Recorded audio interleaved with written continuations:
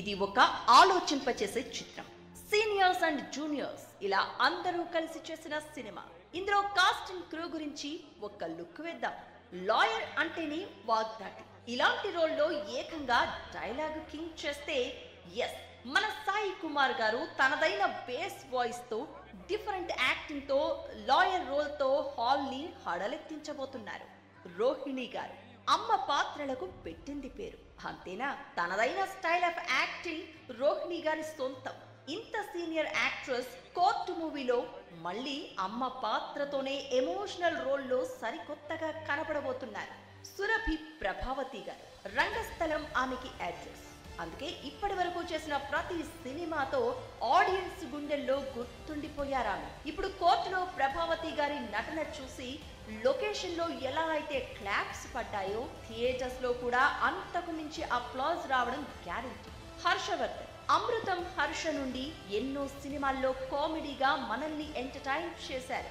అంతేకాదు రైటర్ గా కూడా సూపర్ సక్సెస్ అందుకున్న ఈ మల్టీ టాలెంటెడ్ యాక్టర్ మన కోర్టు మూవీలో విలక్షణ పాత్రలో మెప్పించబోతున్నారు. రోషన్ చైల్డ్ యాక్టర్ గా చేసిన సినిమాలన్నీ పెద్దవి. అంతేకాదు క్యారెక్టర్లు కూడా మంచివి. అందుకే నాని లాంటి హీరో బ్లెస్సింగ్స్ దొరికాయి. ఇప్పుడు కోర్టు మూవీలో ఇంట్రెస్టింగ్ రోల్ తో మన ముందుకు వస్తున్నాడు. శ్రీదేవి తెలుగు సినిమాల్లో తెలుగు వాళ్ళు తక్కువవుతున్న ఈ రోజుల్లో ఈ కాకినాడ అమ్మాయి అవకాశం అందుకోవడం, తన పర్ఫార్మెన్స్ తో టీమ్ ని మాత్రమే కాదు, రిలీజ్ తర్వాత ప్రేక్షకుల మనసును కూడా దోచేయడం గ్యారెంటీ.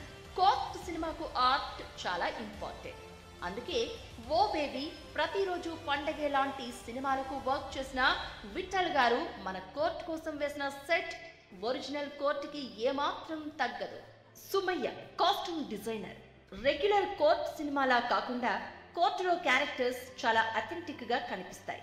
ఈ సినిమాలో కాస్ట్యూమ్స్ డిజైన్ చేసినట్టు కాకుండా వెరీ ఆర్గానిక్ గా కనపడడానికి ముఖ్య కారణం కాస్ట్యూమ్ డిజైనర్ సుమయ్య గారు. కార్తిక శ్రీనివాస్ ఇండస్ట్రీలో బాగా తెలిసిన ఈ ఎడిటర్ గారు 1 నేనొక్కడినే, పుష్ప 1, కార్తికేయ 1 ఇలాంటి ఇంట్రెస్టింగ్ సినిమాలను మాత్రమే చేస్తూ ఉంటారు. ఇప్పుడు కోర్టు మూవీని కూడా అంతే ఇంట్రెస్టింగ్ ఎడిట్ తో